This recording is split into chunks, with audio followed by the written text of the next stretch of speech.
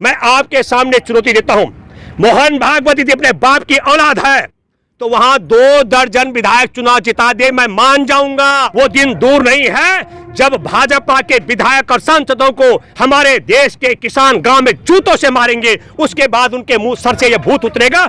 आपको सबसे बड़ा जी टीवी का जो तिहाड़ी चौधरी छूट करके आया है उसका वीडियो देखना चाहिए। जो अन्न उगाता है और जो अन्न खाता है वो किसान आंदोलन के साथ है, और जो दलाली खाता है और गंद खाता है वो भाजपा और मोदी सरकार के काले कानून के साथ है। भाजपा को विधानसभा का उम्मीदवार नहीं मिल रहे हैं, टीएमसी से खरीद के ला रही है, लेफ्ट से खरीद के ला रही है। हमने देश और दुनिया में इतना देशद्रोही सरकार नहीं होगी। देशद्रोही 20 रुपए लीटर का पेट्रोल डीजल 100 रुपए 80 रुपए में बेच रहे हैं। ये जेब कतरों की सरकार है। जो गरीब का पैसा सबसे कम होता है उनके बैंक खातों से 20,000 करोड़ रुपए लूट चुका है पूरा देश विक्रेता। इससे पहले धरती पर कोई गद्दार सरकार नहीं आई जो अभी आई है। ये टिकैत साहब बंगाल हुआ है, क्या इससे बीजेपी का वोट बैंक प्रभावित होगा क्या, या ऐसा ही अपना नाम को बढ़ाने के लिए बंगाल चलेगा? पहली बात ये समझ लीजिएगा कि ये हमारे किसान मोर्चा का बड़ा तय है। हम सब लोग भारत में जो 3 काले कानून लाए गए, अध्यादेश ला करके कृषि के 3 काले कानून, जो खेत खलियान और खाद्यान्न को राष्ट्रीय और बहुराष्ट्रीय कंपनियों के हवाले गिरवी करने का, देश में हमारे देश की देशवासियों की जो रोटी है वो अमेरिका की तिजोरी में कैद करने का जो काला कानून है, आज 112 दिन हो चुके हैं। आपको समझ लीजिएगा आंदोलन को। हमारे किसानों ने, संयुक्त किसान मोर्चा ने तय किया कि भाजपा 11 मीटिंगें हो चुकी है मोदी सरकार के साथ और टच से मच नहीं हो रही है। 2 मुद्दों पर बड़ा हमारा है। एक तो न्यूनतम समर्थन मूल्य की गारंटी, जो 15 साल में हमारे किसानों को 45 लाख करोड़ का नुकसान हुआ न्यूनतम समर्थन मूल्य न मिलने से, तो न्यूनतम समर्थन मूल्य की गारंटी और 3 काले कानून वापस। अब जब हम बात करते हैं तो मोदी सरकार कहती है देश हित के लिए और किसानों के हित के लिए। हम कहते हैं इसकी अच्छाई क्या है, तो वो कहते हैं कि इससे आपकी जमीन जब्त नहीं होगी, और दूसरी बात कहते हैं कि आपकी एमएसपी खत्म नहीं होगी। हम कहते हैं अच्छाई क्या है। अब आता है सवाल कि हमको समझ आ गया हमारे देश में मोदी सरकार, संघ परिवार की सरकार को वोट की चोट बात समझ आती है। हमारे किसानों की शहादत 300 से ज्यादा हो चुकी है। राजधानी दिल्ली, मैं कहता हूं देश के, दुनिया के अंदर मानव सभ्यता शुरू होने से लेकर आज तक इतना बड़ा साहसी, निडर और बलिदानी, और आपको बता दो पूरे विश्व में राष्ट्रीय राजमार्गों पर कब्जा करके बैठा हुआ 112 दिन से जो धरना चल रहा है, ये भारत का अनूठा धरना है। सरकार को बात नजर नहीं आ रही, समझ नहीं आ रही है, इसलिए हमारे तमाम किसान मोर्चा के नेता पश्चिम बंगाल गए, क्योंकि हम तय कर चुके हैं अब भाजपा को वोट की चोट करेंगे तब इनको अपनी औकात समझ आएगी। ये जो आपने कहा, मैं आपको बताना चाहता हूं, अभी मेघालय के राज्यपाल है सत्यपाल मलिक हमारे किसानों के पक्ष में आ गए। उन्होंने कह दिया, संवैधानिक पद पर बैठे हैं सत्यपाल मलिक, किसानों के संघर्ष को देख करके, बलिदान को देख करके, जायज मांग को, 3 काले कानून और न्यूनतम समर्थन मूल्य की गारंटी का मामला, उसको लेकर आ गए। मैं आपके माध्यम से कहना चाहता हूं, न केवल वोट की चोट, पूरे भारत के गांव में भाजपाई प्रवेश कर रहे हैं, उनका विरोध हो रहा है। मैं आपके माध्यम से एक बात जानना चाहता हूं, सत्यपाल मलिक संवैधानिक पद पर बैठे हुए हैं, उनकी जिम्मेदारी नहीं थी हमारे देश में किसानों के पक्ष में खड़ा होने के लिए, लेकिन वो खड़े हुए। ये जिम्मेदारी थी हमारे देश में भाजपा के विधायक और सांसदों की। अभी देश में गांव के किसान उनको बहिष्कार कर रहे हैं, वो साथ नहीं आ रहे हैं। मुझे लगता है देव, वो दिन दूर नहीं है जब भाजपा के विधायक और सांसदों को हमारे देश के किसान गांव में जूतों से मारेंगे, उसके बाद उनके मुंह सर से यह भूत उतरेगा। ये मैं गारंटी के साथ कह रहा हूं। मैं एक मिनट, अब मैं पश्चिम बंगाल पर, पश्चिम बंगाल का ब्रिगेड ग्राउंड में आपको सबसे बड़ा जी टीवी का जो तिहाड़ी चौधरी छूट करके आया है उसका वीडियो देखना चाहिए। उसके वीडियो में जी टीवी वाला कह रहा है, देखो इस ग्राउंड में कोई भीड़ नहीं है, ये 2-2 गज की दूरी पे लोग खड़े हैं क्योंकि प्रधानमंत्री मोदी जी ने बोला है। एक बात मैं दूसरा जिक्र करना चाहता हूं आपके सामने। दूसरी बात है, वहीं पर एबीपी के पत्रकार, उसने कहा मैं भीड़ का क्या करूंगा, तो फिर इनका जो भाजपा का वहां प्रभारी बना रखा है मध्य प्रदेश का नेता, उसको पकड़ता है एबीपी का पत्रकार बन करके, और वो कहता है देखो रेल की तरह लोग आ रहे हैं। मैं बताना चाहता हूं, वहां पर वाम मोर्चा की सरकार थी, पहली बार भारत के किसी राज्य में खेती हर मजदूर और उद्योगों में काम करने वाले मजदूरों के चेहरे पर रौनक आई थी जब पश्चिम बंगाल में वाम मोर्चा की सरकार अस्तित्व में आई थी। उसने 2 गांव की जमीन ली, सिंगूर और नंदीग्राम की। पश्चिम बंगाल की किसानों के 2 जगह की जमीन के लिए पूरे पश्चिम बंगाल की जनता ने वाम मोर्चा को उखाड़ फेंका। और नरेंद्र मोदी अभी झारग्राम में कल अमित शाह की रैली थी, अमित शाह नहीं गया रैली में, 250 लोग थे। ब्रिगेड ग्राउंड में 5000 लोग थे। उसमें बिहार के, ओडिशा के, झारखंड के, छत्तीसगढ़ के और दिल्ली के आरएसएस के कार्यकर्ता थे।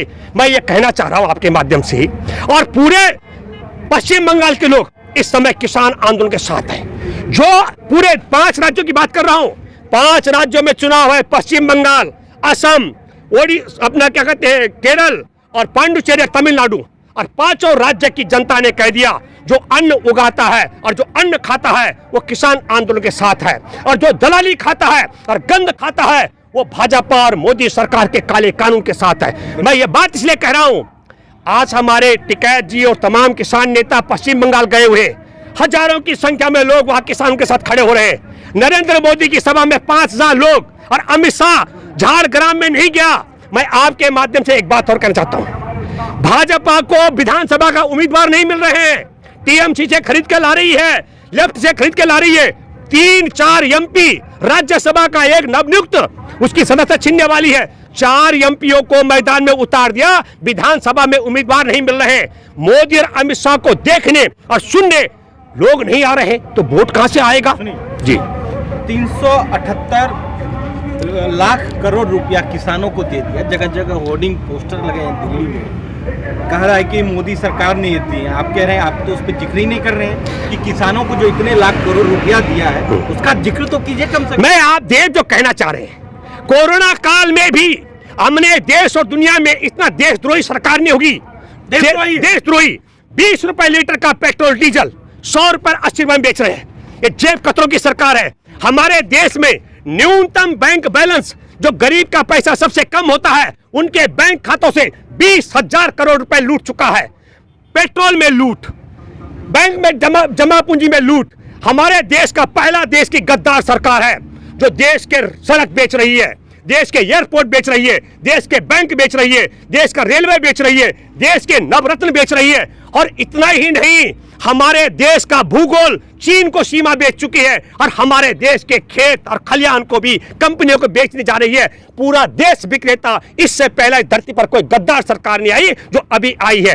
पश्चिम बंगाल, फिर कह रहा हूं, पश्चिम बंगाल की जनता से मैं जानता हूं, नंदीग्राम और सिंगूर के किसानों की जमीन बचाने के लिए वाम मोर्चा की 3 दशक पुरानी सरकार उखाड़ दी, और आज नरेंद्र मोदी कह रहा है कि वहां वो सरकार बनाएगा। मैं आपके सामने चुनौती देता हूं, मोहन भागवत यदि अपने बाप की औलाद है तो वहां 2 दर्जन विधायक चुनाव जिता दे, मैं मान जाऊंगा। 24 का आंकड़ा नहीं छू सकते। मैं जानता हूं पश्चिम बंगाल के लोगों को। मैं सिंगूर गया था, मैं नंदीग्राम के किसानों के साथ रहा हूं, मैं एक को जानता हूं। मैं पश्चिम बंगाल का डीएनए आपको बताता हूं। पहले सुनो, पश्चिम बंगाल का डीएनए है। पश्चिम बंगाल कभी भी राइट विंग्स के साथ, सांप्रदायिक शक्तियों के साथ आज तक वह संघ परिवार की सरकार नहीं रही है। मैं ये दावे के साथ कह रहा हूं। अभी ये समझ लो, ये गोदी मीडिया, मैं तो बहुत हैरान हूं। ब्रिगेड ग्राउंड में जहां मोदी के सुनने 5000 लोग थे पूरे देश भर के, वहां अकेले वाम मोर्चा के जो रैली थी उसमें 20% माने 12 लाख से ज्यादा लोग थे, और जो वहां तृणमूल कांग्रेस की रैली हुई उसमें भी 8 लाख से ज्यादा लोग थे। असल लड़ाई तो वहां वाम मोर्चा और तृणमूल के बीच का है। वहां लड़ाई में भाजपा कहीं नहीं है। सर, मिथुन चक्रवर्ती तो आ गए ना? मिथुन चक्रवर्ती आए, फ्लोइंग तो आएंगे ना? नहीं, मिथुन चक्रवर्ती अगर आए तो उसने कहा मैं कोबरा हूं, डंक मार के। मिथुन चक्रवर्ती आया नहीं, लाया गया है। मिथुन चक्रवर्ती के बेटे पर बलात्कार का मुकदमा है, और बलात्कार में उसके बेटे को जेल न हो, अपने बेटे को बचाने के लिए मुझे लगता है कि ये क्रोनोलॉजी का हिस्सा है।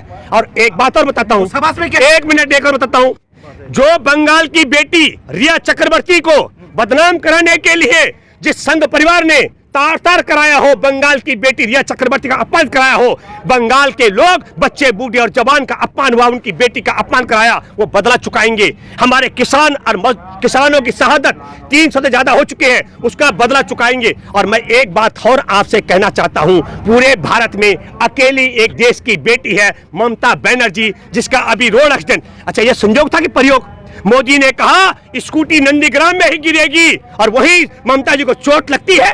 इसका मतलब है कि ममता जी की रैली में उस दरवाजे पर धक्का मरवाने वाले आरएसएस के गुंडे थे, तृणमूल कांग्रेस के कार्यकर्ता के बीच में। मैं दावे के साथ मैं कह सकता हूं गुंडे मोदी के थे। मोदी को कैसे पता लगा कि नंदीग्राम में ही जाकर के ममता का एक्सीडेंट होगा, नंदीग्राम में ही जाकर के ममता को चोट लगेगी और फ्रैक्चर आता है नंदीग्राम में, और फिर ममता हॉस्पिटल जाती है और ये बेशरम को ये अफसोस व्यक्त नहीं करते हैं। मैं एक बात बताऊं, पूरे भारत की अकेली बेटी है जो मुख्यमंत्री है, और पूरी बंगाल की एकमात्र बेटी है फिल्म इंडस्ट्री की रिया चक्रवर्ती, जिसको जेल भिजवाया संघ परिवार ने। इसलिए दोनों का बात, और तीसरी बात, वहां के किसान और मजदूरों को मैं जानता हूं, वो अन्न उगाने वाले और अन्न खाने वाले, वो सब के सब किसानों के साथ हैं। चुनाव 5 राज्यों में है, लेकिन सिर्फ बंगाल का क्यों? वो खेल इसलिए है, बंगाल का खेल इसलिए है, भाजपा बंगाल में कहीं नहीं है, हवा बंगाल की नहीं है, बंगाल की हवा गोदी मीडिया बना रहा है।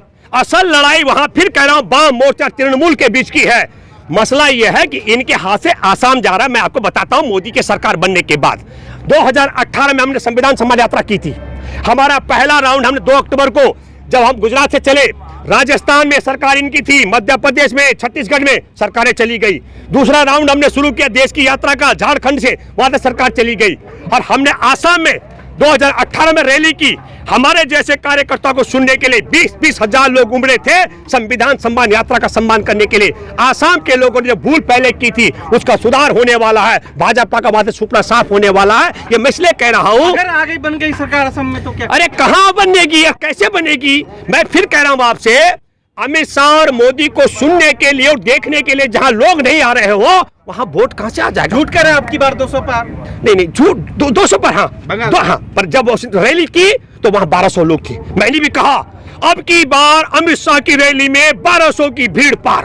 अब बताइए, झाड़ग्राम में 1200, और अमित शाह कह रहा है, हे मतदाताओं, मेरा जहाज हेलीकॉप्टर क्रैश हो गया था।